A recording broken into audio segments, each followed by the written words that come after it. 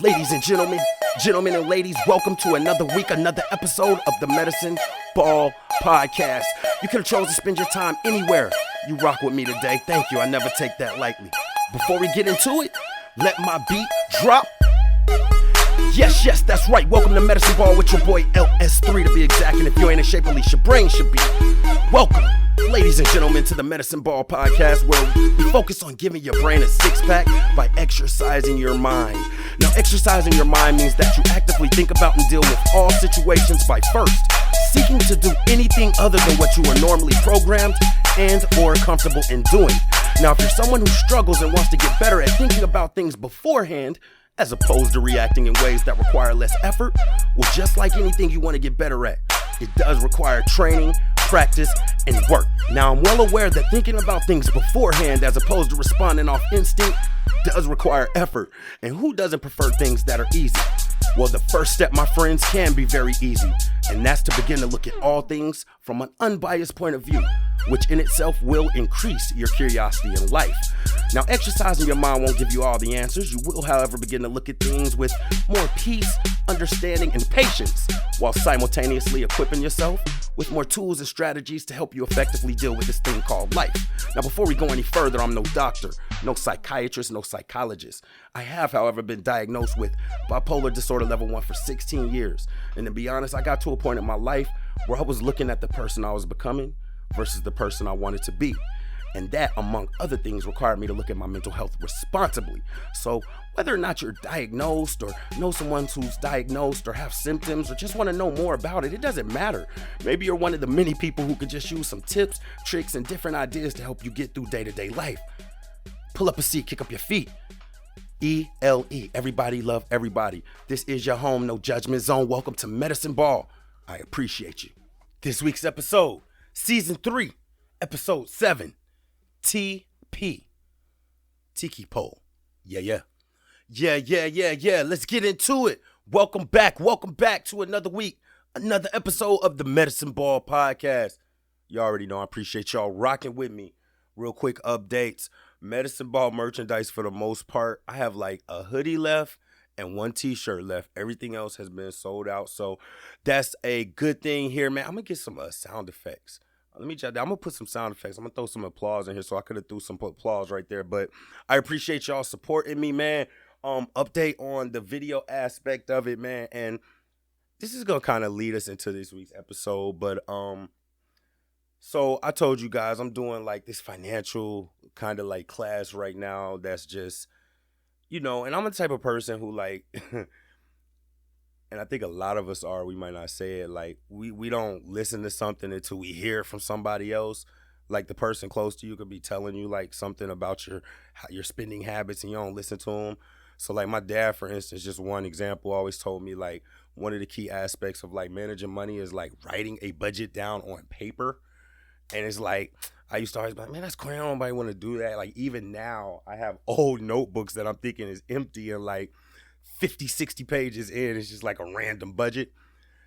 Anyway, so in the class, that's one of the aspects of just getting better with your money, writing things down, budgeting, and in reference to the whole video aspect, like, long story short, and I probably, like, I don't know why, oblivious to the obvious, but I should have prepared to purchase a better camera for my situation, especially trying to incorporate Mamba into the videos.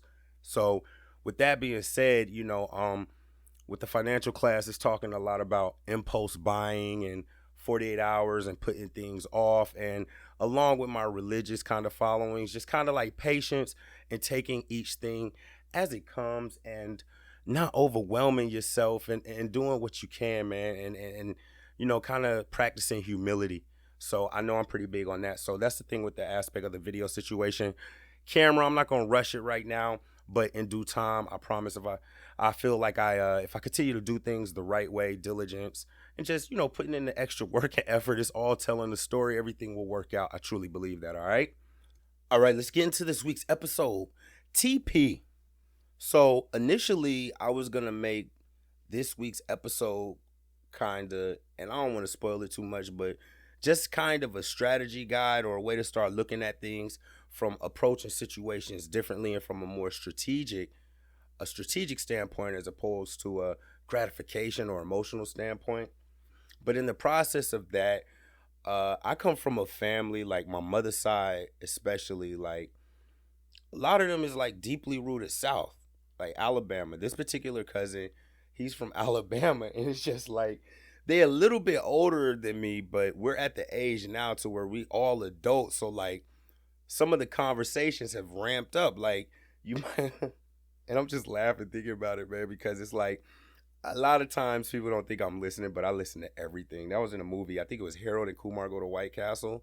They had a little cut scene where they were in a truck and the guy had something in his ear, and they didn't think he didn't. They didn't think he could hear it. And then at the end of them talking, he was like, "I heard everything you said." So I heard everything y'all said because if y'all listening to this, but this particular cousin was from Alabama. You know what I mean? Baseball cap. You know what I mean? Alabama shirt. On the regular type guy, smart guy, whatever, man. Whatever. So as we got older, the conversations about just random stuff with girls ramp up into like marriage, you know what I mean, and life and dealing with, from a male aspect, a woman who has other kids, having to deal with the baby fathers and all of that. All of that to say, he told me this one story. Like it's just tons of conversations, but this story really stuck out. And I know I have made reference to it on previous shows, and I'm sorry I'm laughing. It's just so it tickles me because I remember it. And it's this TP, Season 3, Episode 7, TP, Tiki Pole. Now, I am aware that TP is also common for toilet paper, which in this situation is something that seems unimportant, but is very much needed, right? So, but we're going to stick with the Tiki Pole because it fits in with the story. So, he was just telling me about, married life. I'm sorry, all right. He was telling me about married life, and he was like, man, when you're dealing in these situations, your lady might think she's making extra money, or like her little 50,000. You would throw out some big numbers too, like her little $50,000, $60,000. She thinks she doing something, you know what I mean? And she getting the child support. He was like, man, what this is, man, this whole marriage situation, man, this joint is like being at the bottom of the Tiki Pole. So let's think about a Tiki Pole, right? And it's like these little figurines, island figurines stacked up on top of each other. He was like, man, this joint is like being at the bottom of the Tiki Pole. He was like, man, you got to hold everybody up so they can look good. Everybody can marvel at them. They look like they the one who's running it and everything. Meanwhile, you got to be the foundation at the bottom. And this is how he was saying, you got to be the foundation at the bottom and hold this together. And they just not knowing, man. They talking all that trash up there to talk. All you got to do is rock this motherfucker. All you got to do is rock this joint. This whole thing will come tumbling down, man. It's hard being at the Tiki Pole, man. But when you're with a man in these situations, sometimes you got to do that, right? So I remember in detail to be specifically like what sparked that conversation, but I took that story away from it. The Tiki Pole, man. Think about what he said. Like, let's not even relate it to the situation, but just this ideal of like truly and factually being at the bottom. Like, that's what you look like, perceived as at the bottom, and literally, figuratively, you're at the bottom. But we know how physics work. The Tiki Pole is holding up these other figurines. Even the figurine that's just above the bottom guy ain't the bottom. You're not the bottom. He's not as important to the structural integrity as that guy at the bottom. If the guy on top of him falls, then, it's still a survival. The bottom shakes up, they really can cause it to tumble down. So it's almost like a power. It's in a situation of power. What's perceived upon like visual inspection as a crappy job or a crappy situation because of the way that people perceive it versus what it actually is, it's a crappy job. And then let's think about the tiki at the top, man. Like when I think about just my life specifically, even if I think about like watching SpongeBob or something and they got a little tiki, right? Whatever. I never have looked down at that bottom tiki like, yo, that's the one that's holding up this whole foundation. Like, it's always like the second to last that's going to get my attention just on some visual, like, just on the visual, right? So, in that situation, you're holding up somebody who's at the top, marvelous. You're making them look good. I mean, just like, when you think about the human mind, even when they do, like, the Olympics, first, second, third place, them platforms are at different heights. So it's like scientifically, the eye is going to be attracted to the thing that's the most highest. Whether or not it actually has any function, you know what I mean? It's something to look at because it takes away from the eye's attention just based on science right now, right? Selflessness, right? So when we think about life and any adversities or anything you may have to deal with or overcome, day to day stresses and problems that you have to solve, at the end of the day, what most people don't understand is life is truly meant to be about happiness. Now, I know that it's not possible or realistic to think you're just going to be happy and everything's going to be perfect all the time. But in those moments where you truly are happy, what's associated with that is peace. And with everything the way it is, so many to-do lists, tasks, constantly being bombarded with just like, and I mean, like, I used to read this stuff and think it was corny, but it's a fact. We constantly bombarded with like electronic stimulation and that all the time. Your brain and your energy is just it's all the time, all the way turned up. And when you're truly happy, that allows you, think about what's associated with happiness, being relaxed. Like, you're not happy and tensed up and worried. You're not happy and thinking about problems. You're at peace. It brings you an inner peace. And on a bigger level, y'all know where I'm going with this. This is the type of peace that you get from praying and having, well, that I have gotten from praying, and that I believe that you can too. Praying and walking with God and constantly seeking like just a calmness. Happiness is calmness, it's peace. And that's what we really searching or spend our whole life searching. And I truly believe that within reason, God wants for us to be happy. All right. So selflessness is true selflessness is basically acting and moving without thinking about how you yourself will profit or benefit. Like, that's all it is. And I'm going to throw out, there's a bunch of ways to start doing this, but I know how the human mind thinks. So let me give you the advantages of this, right? In the long term, when it comes to dealing with difficult situations or people, things will work out and you will be at more peace. You will be able to, like what I say, sleep at night. You'll be able to sleep like a baby because you went through something that doesn't benefit you, but in the long term, it will give you what is the most valuable thing. And that is peace, calmness, and happiness right now without having to worry about anything on the back end coming back to haunt us. All right. Another thing that it does, and I talk about it a lot, humility, but like it helps to control your ego. Now, I look back, and even now, I look back at even some of the ways that I carried myself when it came to like music, my connections, and things of those nature. And like the ego is crazy, man. Like, I think Jay-Z said it's stronger than heroin, man. Like, the ego is crazy. It will make you quickly forget your morals and values and things that you can sleep about later because I don't know, it's just overpowering. Ego isn't all the way bad, but unchecked, it can be a dangerous thing, and selflessness helps you to keep that in check. And the main thing, and this is what it's really all about. This is all it's about in layman's terms, man. Like, when it comes down to outside of life variables, such as things happening to your car or your house or something like that, life is a majority about interactions with other humans. And I be telling people this all the time, like, man, it just works out better to do some of these things if you want to be able to get through interactions, because that's what life is about. Even at work, man, it's just like interaction after interaction after interaction, and what your success rate is with each person. If you want it to go smoothly and still kind of reach your goal or get your way, and let's be clear, a majority of these interactions is about one person or the other getting their way and compromise, right? If you want to get your way and have it be smooth and not have to be a turbulent life, selflessness really helps because it helps improve relationships with people. It helps you to like really genuinely look at what you could do for other people. So I got 3 things. Y'all know I like things in threes, man. I got 3 things that we can do that are going to sound odd, but I promise you, if you instill them, start looking at selflessness. The thing I love about like trying to live a righteous life and do things the right way, these little things add up and they hit you in so many other categories with experience points, whether it be discipline, whether it be patience, whether it be understanding, whether it be self-control, impulse control. This thing right here, selflessness, is just one of the things that help. If it's a skill tree of like dealing with people and, living life skillfully, we talked about that last week, wisdom, the ability to live life happy and skillfully. You have to be able to build this skill tree. And these things here, they seem difficult, but they hit you in these other categories as well. All right.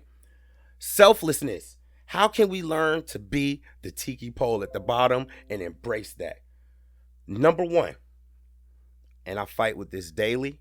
Number one, say yes more often. Say yes more often. Let me elaborate on that. Now, I'm somebody who I'm fully aware that I have a hard time saying no in situations where it's like perfectly logical to be like, nah, I can't do that, or no, I'm not going to do that. I'm having a hard time with that. So when I came across seeing this in a lot of the research I did, I started to understand what it means. Saying yes more often gives the person that you're dealing with or the situation that you're dealing with a wide range to kind of do it their way.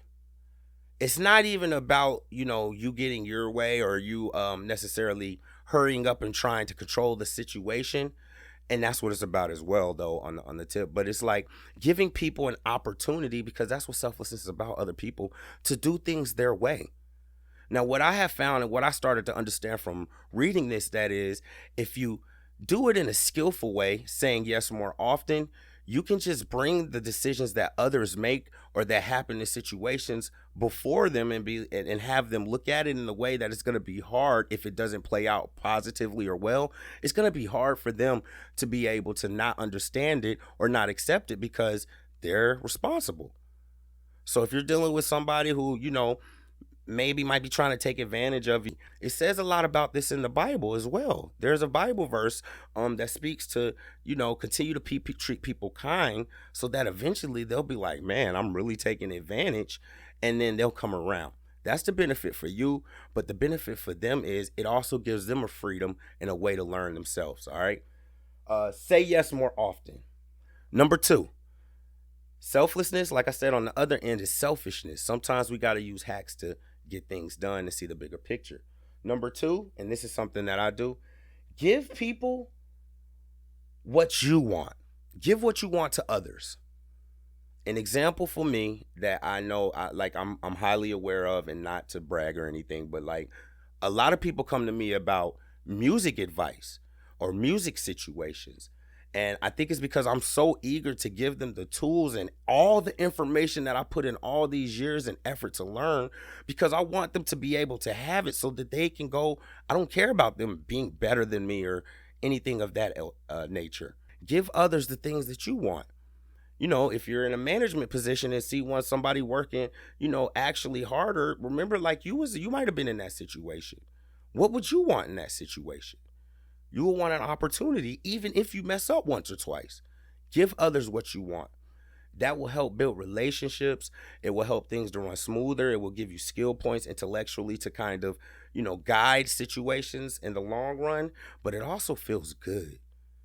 It gives you a happiness. It gives you a peace to know, I didn't sell that person short. Give others the things that you want or the things that you would want. All right? 3. And anyone who's been following the podcast, you guys know I've talked about this a lot, and I'm not nowhere near perfect at it. I miss a lot of days. But number 3 is to reflect daily and journaling.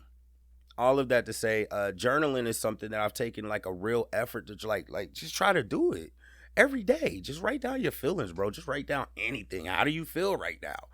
Why do you feel like that? And it's actually, on some days it's tedious, on other days it's actually enjoyable, but it also allows me to, and I'm going to actually put this out here. This is a side note. Y'all know I love bonus points. What I do every day, or whenever I journal, is I have something I'll write down. It's called MEAL, right? Acronym, MEAL, MEAL. And that's mood, energy, agitation level, right? Like being irritable, and love level. And so every time I journal, at the end of that, I write down meal, and I write down from a scale of 1 to 10 how I'm feeling at that time, because I'm also writing down the date and things of that nature. And just that, not even the journaling part about my feelings, but just me documenting my mood, my energy, my agitation level, and love, that allows me to be more aware of where I'm at and what my emotion and my attitude is, because then it makes me open to how I may be projecting and dealing with others. All right. It also helps you to see patterns. Now, going back to the journal part, it helps you to see patterns in your mood, or like what was going on this day that made my mood be 5. What was going on this day that made my agitation? Why was I so agitated this day? Man, it really works. Like, and I'm just a logical guy. I talk all the time about little, like, not being smarter than anybody, but just like doing hacks. And even if they're mental hacks, if I have to look at journaling like, hey, this is my advantage out of it, I'm probably getting more than that out of it. But if that's what's necessary in order for me to get a habit going, like, I'm just scientific. I know if I could just do something like 30, 60 days, even if I got to trick myself for 30 or 60 days, I'm good. Reflect, right? Journaling, or right. I mean, and it could be something as simple as, like, if you're dealing with work, before you go into work each day, just stop and be like, what is my mood?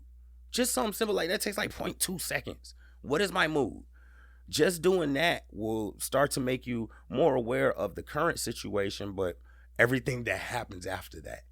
And if you just do that enough, it will build a pattern. Reflecting, it also holds you accountable as well.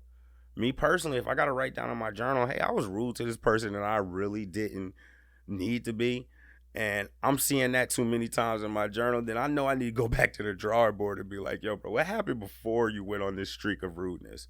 All right, reflect. Those are 3 things, and that's all I'm gonna leave you with, because remember, man, selflessness, the first idea we have to get out of it is, it's about doing things and acting in a way where you don't automatically think about what you can get out of it. And it's hard because it's human nature. It doesn't make you a bad person, but it's human nature to be like, well, what's in it for me? Like, even think about that. Bonus point again, right? Number 4, and this is coming up off the fly. If you don't do anything else but want to get better at selflessness, just look at how many situations throughout the day, no matter what they be. It could be letting somebody merge in traffic. It could be letting that person get in front of you. Just think about how many situations throughout the day you like, what can I get out of it? And keep a tally. That's simple. Just situations where you was like, oh man, if I hurry up and run to this elevator, I can get on there and I can maybe clock in on time. So go keep a tally, and they'll go look at that number at the end of the day. And that's off the fly. That's from God. He was like, yo, and I'm going to start doing it too. Right? But that's off the fly. I think that's dope too, because I think if we look at sometimes how often as the Tiki Pole, right, the bottom of the Tiki Pole, where we really control the outcome of the situation and know that we really holding it down, but we let our ego get in the way and we shake it up, I think it will horrify us when you go back and you look and be like, okay, that's 100, 200, 350 times. Maybe that might shock you into being open to being more selfless, all right? Season 3, episode 7, Tiki Pole, man. Shout out to my cousin, man.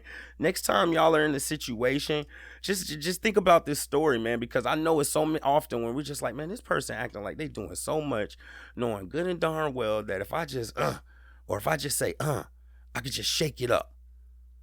Use that as an opportunity to be selfless, man. Use that as an opportunity to truly think about others the way that you want them to always be thinking about you. All right, let's get away from entitlement. Tiki Pole. Let's hold up the foundation and let others shine, man. It ain't about what people perceive. Let's think about what's actually going on, man. If you know you're holding it down, sometimes it's a noble act to just shut up and just let it go, all right? Season 3, episode 7. I appreciate y'all rocking with me, man. TP, let's practice selflessness. Yo, if you have practiced everything and you think that you have come to the end and that you have exhausted all your options, I've been there before, man, where I just be like, man, I just give up on myself. I stopped believing in myself. If you made it to the end of this show, regardless, man, I believe in you. Keep your head up, take your next step. I promise you, man, so many situations, man. If you just live righteously, diligently, reflect, and make a concerted effort to try, go that extra step, that extra mile, do that thing you've never done, or let that thing slide one more time. I promise you, man, it's a beautiful thing, because that breakthrough, your opportunity, your growth to the next level is always on the other side of that, all right? I believe in you. Keep your head up.